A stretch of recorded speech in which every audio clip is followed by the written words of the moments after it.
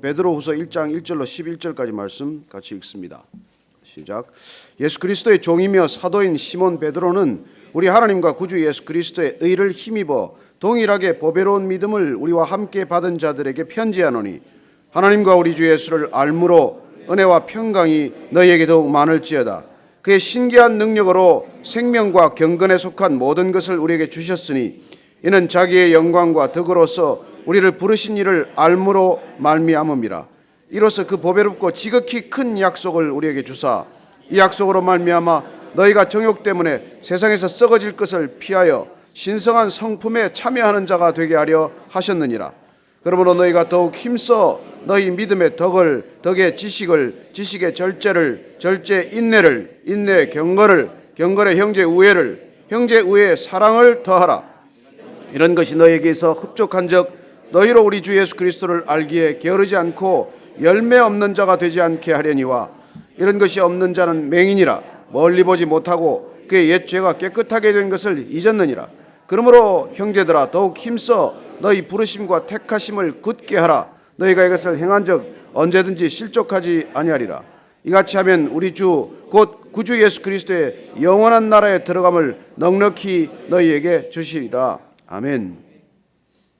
아마 베드로 전서를 쓰고 나서 3, 4년 뒤에 이 베드로후서가 씌어진 것으로 보고 있습니다.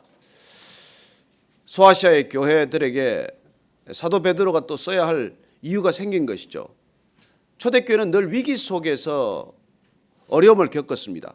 밖으로부터는 고난과 박해, 핍박이 그치지 않았고 또 안으로는 늘 이단들의 그 헛된 거짓된 가르침 때문에 교회가 어려움을 겪었던 것이죠.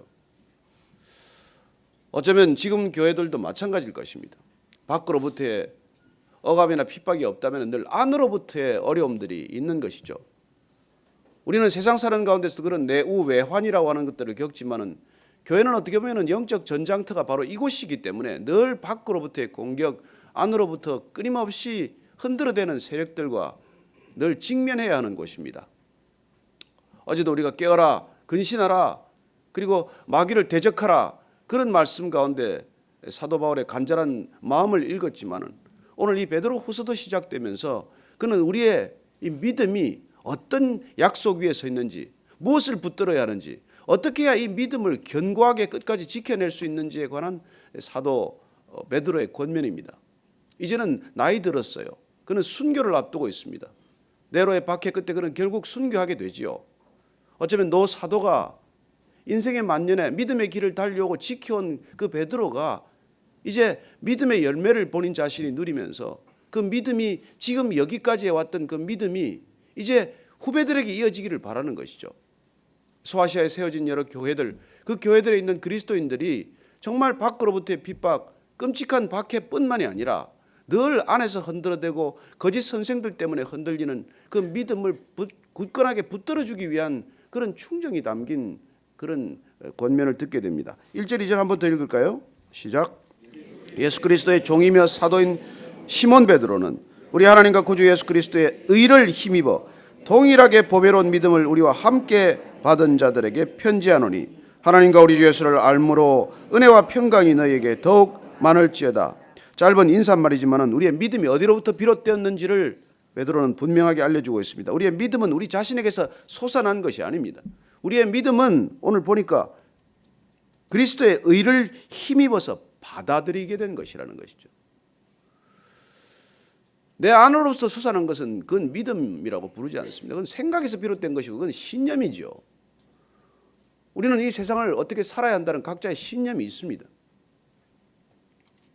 그래 그 신념은 믿을 신자의 생각 염자 아닙니까? 내 생각을 믿는 것이죠. 그건 우리가 신앙이라고 부르는 것과는 다른 것입니다. 내가 굳건하게 믿는다고 하더라도 내 생각을 믿는 것은 확신이지 그건 신앙의 차원은 아니죠. 우리의 신앙은 어디서 온 것입니까? 우리의 신앙은 예수 그리스도의 의로 말미암았다는 것이죠. 그리고 그분으로부터 온 믿음, 그분이 십자가에서 우리를 대신해서 죽으셨다. 역사적인 사실이다. 구원의 역사는 그렇게 시작되었다. 그리고 그 사실로부터 오는 믿음이라는 것이죠. 그래서 그리스도를 우리가 알므로부터 믿음은 시작되는 것이고 그리스도의 의가 우리에게 부어짐으로써 믿음에 이르게 된 것이죠. 우리의 믿음은 내가 잘나서 똑똑해서 믿게 된 것도 아니고 내가 대단한 무슨 그런 결심이 있어서 믿게 된 것도 아니라는 것입니다. 그래서 우리가 늘 반복되는 얘기지만 믿음은 내 믿음이 중요한 것이 아니죠. 내가 믿는 대상이 중요한 것 아닙니까? 내가 누구를 믿느냐가 중요한 것이지 내가 그렇게 잘 믿는다는 게 무슨 소용이 있겠습니까? 그래서 이단들의 믿음이란 그 믿음 가운데 얼마나 위태롭습니까? 우리가 그래서 그리스도를 바로 아는 알므로부터 이 믿음이 비롯되고 믿음이 자라가지 않으면 우리는 믿음이라는 이름으로 헛된 것들을 구하게 되고 그리고 그리스도께서 약속하지 않은 것들을 엉뚱하게 구하는 것을 보게 되지 않습니까? 그래서 우리는 이 말씀의 기초에서 말씀이 약속하는 바, 말씀의 약속, 말씀의 언약, 그 말씀의 약속을 우리는 언약이라고 부르고 그 언약을 통해서 우리는 우리의 믿음이 부어져야 그 믿음을 가지고 끝까지 완주할 수 있지. 그렇지 않으면 그 믿음이 변질되기 쉽고 그리고 우리가 오늘 이 사도 베드로 후서를 쓰게 된 동기인 것처럼 교회 내에 들어와 있는 그 당시 영지주의, 신비주의 늘 어떤 좀 다른 게 있지 않냐. 우리가 신앙의 길을 가면서 늘 그런 유혹에 시달리는 것이죠. 단순히 믿음으로서 구원받는다. 이게 뭔가 허전하게 자꾸 느껴지는 것이죠. 근데 내가 뭔가를 좀 해야지. 그리고 믿음이 와서 차올라서 우리는 뭔가를 희생하고 헌신할 수 있습니다. 그러나 우리가 무슨 희생을 한들 무슨 헌신을 한들 그것 때문에 구원받는 것도 아니요. 그것 때문에 구원이 더 높아지는 것도 아니요. 그것 때문에 구원이 더 값치가 있어지는 것도 아니라는 것이 우리 구원의 본질 아닙니까? 그래서 늘 이 안으로부터 뒤흔들어대는 세력은 이 교회 안에서 믿음의 본질을 자꾸 흐리는 일들을 그런 가라지를 자꾸 뿌리는 것이죠. 그래서 오늘 이 사도 베드로가 우리의 믿음이란 그리스도의 의를 힘입어서 그리스도의 의로움이란 무엇입니까? 그리스도의 믿음이 그리스도의 의로움이 우리에게 왔다는 것 이게 우리의 믿음의 근거고 믿음의 출발점이죠.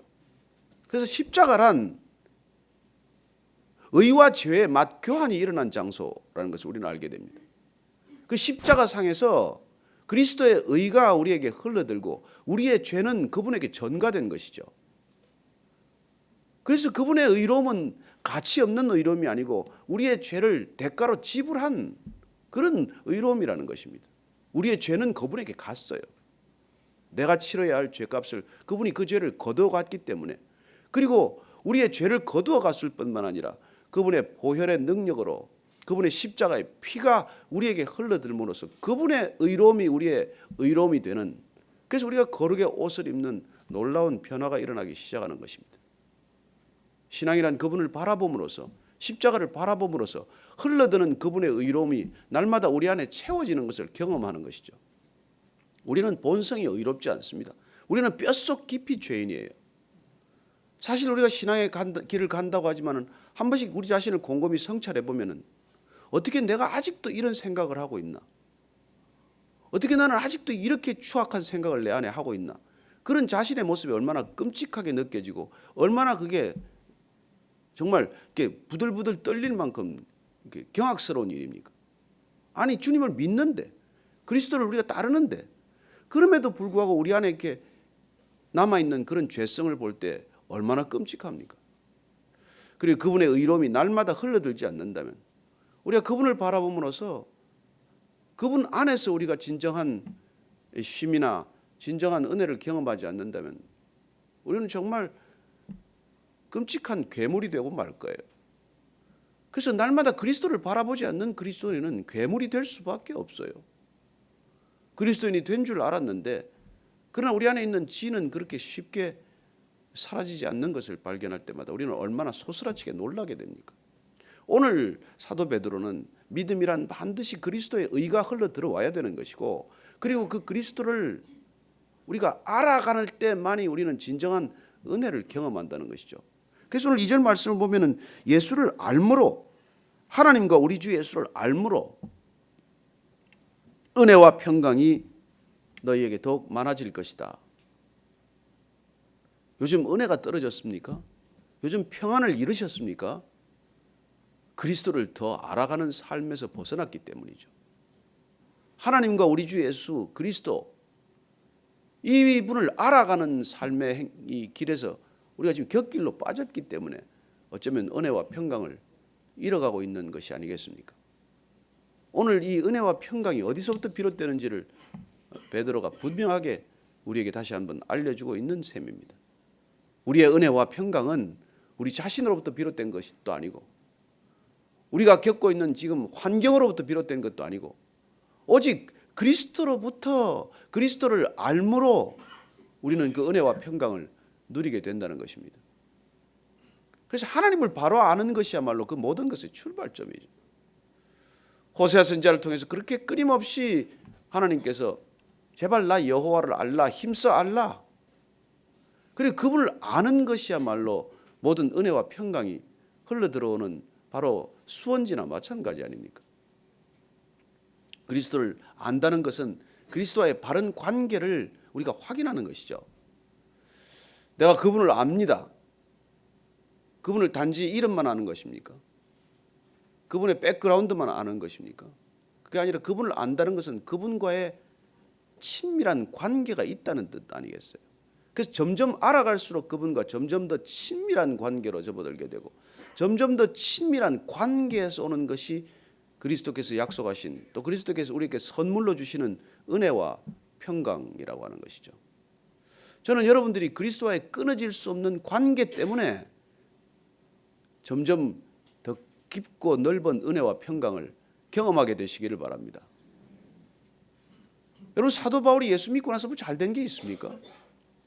사도 바울이야말로 예수 믿고 나서 잘 된 게 하나도 없는 사람이에요. 죽을 만큼 고생이 계속되지만은 그야말로 그는 죽을 것과 같은 고생 그리고 감옥에 투옥되는 여러 번의 그런 고난을 겪지만은 그가 로마서를 통해서 고백하는 것은 누가 도대체 우리를 그리스도의 사랑에서 끊으리요? 비록 우리가 환난을 겪고 고난을 겪고 그렇게 벌거벗음을 당하고 뭔가 수치와 온갖 걸 겪는다 하더라도 우리는 결코 끊을 수 없는 그리스도의 사랑에 메인바 되었다. 그렇게 끊을 수 없는 관계, 그리스도와 끊어지지 않는 이 사랑의 관계를 경험했기 때문에 그에게는 어떤 고난도 어떤 어려움도 어떤 역경도 두렵지 않은 그런 놀라운 상태가 된 것이죠. 우리의 신앙이란 무엇입니까? 그분과 내가 어떤 관계에 있다는 것을 우리가 날마다 더 깊이 알아가는 것이죠. 그리스도를 아는 알미란 그 알을 통해서 우리가 더 깊은 관계로 들어가는 것입니다. 여러분 예수님 잘 아십니까? 모르신다고 또 고개를 흔드시는 분이 계신데 더 깊이 알아가게 되기를 바랍니다. 그분의 말씀을 날마다 듣고 저는 그분을 여러분들 알고 싶으면은 제가 자주 하는 말이지만은 그냥 예수님도 알고 싶습니다 그러면은 마태복음 5장 6장 7장 그분의 첫 번째 설교 그리고 요한복음 14, 15, 16장 그분의 마지막 설교 그분의 설교를 두 편씩 들으면 여러분 예수님 가장 잘 알게 됩니다. 왜 오셨는지 뭘 주시고자 하는지 우리를 어떻게 이끌어 가시고자 하는지 우리의 궁극적인 삶이 어디에 도달할 것인지 거기 다 들었어요. 예수님 알고 싶으면은 시간이 없어서 사복음서 다 못 읽겠습니까? 그러면 그 6장이라도 자주 읽게 되시길 바랍니다. 저는 여러분들이 그렇게 해서 그리스도를 알아가는 삶 날마다 그리스도가 누구인지를 알아가는 삶을 통해서 그리스도와 나와의 관계가 날마다 친밀해지고 그리고 끊을 수 없는 이 관계 때문에 그분이 주는 선물에 점점 관심이 없어져요. 잔느 기용이라고 하는 그 이 영성의 사람이 그런 말을 남겼어요. 나는 그리스도만이 그분이 내 안에 계시기를 원하고 그분이 주신 모든 선물은 내 밖에 있기를 원합니다. 내 밖에 있기를 원합니다. 내가 모셔드리고 싶은 분은 오직 그분이지 그분이 주는 선물 그분이 주는 기도 응답을 내가 원하는 게 아니라는 거예요. 여러분 사랑하는 사람이 있으면 그 사람하고 같이 있는 것 자체 존재로도 충만하지 뭐 꼭 그 사람이 뭘 줘야 마십니까? 주는 것만이 그게 우리의 목적이 됩니까? 그렇지 않잖아요. 친밀한 관계, 깊은 관계 그런 관계란 정말 그분의 임재만으로 그분이 함께 있음으로만이 그것만으로도 우리는 족하다는 그런 고백을 하게 되는 것이죠. 아이고 배부른 소리 하시네 이런 표정도 계신데 뭐 그러시더라도 여러분들이 여기서부터 비롯돼야 합니다. 그분이 주는 것들에 대한 관심보다도 그분 자체에 대한 관심, 그게 그분을 알아가는 삶이에요. 그렇지 않으면 우리는 기도 응답이 되면 그분과 좀 친한 것 같고 기도 응답이 안 되면 또 소원해져서 또 삐져가지고 또 교회 몇 달 안 나옵니다. 그러다가 또 나타나요. 그렇게 왔다리 갔다리 하면 여러분 신앙이 헐 엎치락 뒤치락해서 이렇게 줄곧 가는 신앙을 따라갈 수가 없는 것이죠. 저는 여러분들이 나중된 자가 먼저 되는 길이란 딱 한 가지입니다. 그냥 줄곧 가는 거예요. 먼저 되고도 못 가는 이유는 갔다 왔다 하기 때문이죠. 갔나 하면 돌아가고 돌아갔나 하면 또 와 있고 맨날 신앙이 그게 그냥 제자리 도돌림표처럼 되돌이표처럼 그 자리에서 왔다 갔다 왔다 갔다 하는 것이죠. 저는 여러분들이 응답이 있건 없건 형편이 이렇건 저렇건 힘이 들건 안 들건 변함없이 가는 것. 왜냐하면 그분이 변함이 없기 때문에 변함없는 분을 알아가면 변함없는 성품이 생기게 돼 있어요. 그리고 그 변함없는 분 때문에 오는 게 은혜와 평강입니다. 그래서 오늘 그 베드로가 아주 정확히 얘기해 놓은 거죠. 예수를 알아간다는 건 뭡니까? 우리에게 더 많은 은혜와 평강이 우리에게 임한다는 거예요. 자, 3절 말씀 계속해서 읽습니다. 시작. 그의 신기한 능력으로 생명과 경건에 속한 모든 것을 우리에게 주셨으니 이는 자기의 영광과 덕으로서 우리를 부르신 이를 알므로 말미암음이라. 그분을 알아가면 우리에게 뭘 줍니까? 생명과 경건에 속한 모든 것을 주신다고 약속하십니다. 자, 약속을 분명히 한 번 더 확인하십시오. 그분을 알아감으로써 자, 돈이 생겼다. 그분을 알아감으로써 큰 권력이 생겼다. 그분을 알아갔더니 인기가 커졌다. 이게 아니란 말이에요. 그분을 알아갔더니 신기한 능력이 생긴다. 그건 뭡니까? 생명과 경건에 속한 거라는 거예요.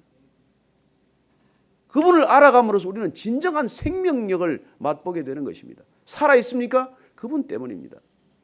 우리는 세상의 목숨, 육신의 목숨을 가지고 살아가지만 이 육신의 목숨은 날마다 소진되고 말 거예요. 이거 다 소진하면 우리는 갑니다. 떠납니다. 그러나 우리가 이 육신의 생명이 끝나더라도 영원한 생명을 우리가 날마다 속사람이 강건해질 때는 이 육신의 생명과 상관없이 우리는 새로운 생명의 영역으로 접어드는 것이죠. 그래서 그 생명은 우리를 날마다 거룩한 사람으로 빚어가는 것입니다. 그 생명의 본질이 거룩이니까. 그 생명이 오는 생명을 주시는 분이 거룩이니까. 그래서 그분은 우리의 거룩에 관심이 있으시니까. 그러니 나 여호와가 거룩하니 너희도 거룩하라고 말씀하시는 것이죠. 그래요. 그분의 거룩이야말로 우리 생명의 본질이에요. 그래서 그분이 약속한 그분을 알아간다는 것, 예수님을 알아간다는 것은 생명과 경건에 속한 것들이 우리의 것으로 점점 우리 자신의 일부가 되어가는 그런 걸 경험한다는 것이죠. 4절입니다. 시작. 이로써 그 법외롭고 지극히 큰 약속을 우리에게 주사 이 약속으로 말미암아 너희가 정욕 때문에 세상에서 썩어질 것을 피하여 신성한 성품에 참여하는 자가 되게 하려 하셨느니라. 제가 어제 이 말씀을 묵상하면서 얼마나 은혜를 받은지 몰라요. 신성한 성품에 참여하는 자, 이게 우리 신앙의 목표구나. 이게 하나님의 언약이구나. 여러분, 우리는 세 가지 성품을 봅니다. 짐승의 성품이라고 하는 수성, 인간의 성품이라고 하는 인성, 그 다음에 하나님의 성품이라고 하는 신성. 이게 우리 안에 다 있어요. 그래서 우리 안에 있는 이 성품이 누구를 가장 닮았느냐가 우리 존재 전체를 결정하는 거예요. 짐승처럼 수성이 강해지면 짐승같이 사는 겁니다. 그래도 인간이라는 휴머니즘을 끝없이 추구하는 사람은 인간의 모습을 되찾기 위해서 애를 쓰는 것이죠. 그러나 하나님은 거기에 만족하지 않습니다. 왜냐하면 인간 자체를 하나님의 모양과 형상을 따라 지었기 때문에 하나님은 우리가 하나님 닮기를 원하는 것이죠. 내 자식이 내 닮기를 원하는 것과 뭐가 다르겠습니까? 그렇다면 자녀들이 부모를 닮아야 하는 것과 꼭 마찬가지로 우리는 하나님의 성품을 닮아가야 하는 것이죠. 그래서 구원이란 무엇입니까? 짐승 같은 수성에서부터 하나님의 성품에 참여하는 신성으로 이끌림 받는 것을 우리가 구원이라고 하는 것이죠.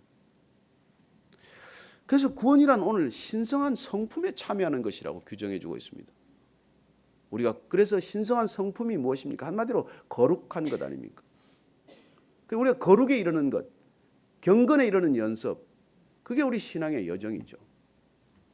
저는 날마다 여러분이 예배드리면서 거룩한 성품을 닮아가게 되기를 바라고, 우리 안에 빚어지는 이 거룩한 성품 때문에 이 짐승같이 살아가는 세상, 고작해야 인간 정도 흉내를 내는 세상에서 그 인간의 본질적인 격을 높이는 삶이 되기를 바랍니다.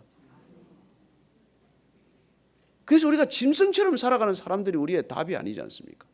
그분들이 우리의 목적이 아니지 않습니까? 그렇게 짐승처럼 살아가는 사람들이 저지르는 이 범죄를 보십시오. 그 사람들이 살아가는 이 관계를 보십시오.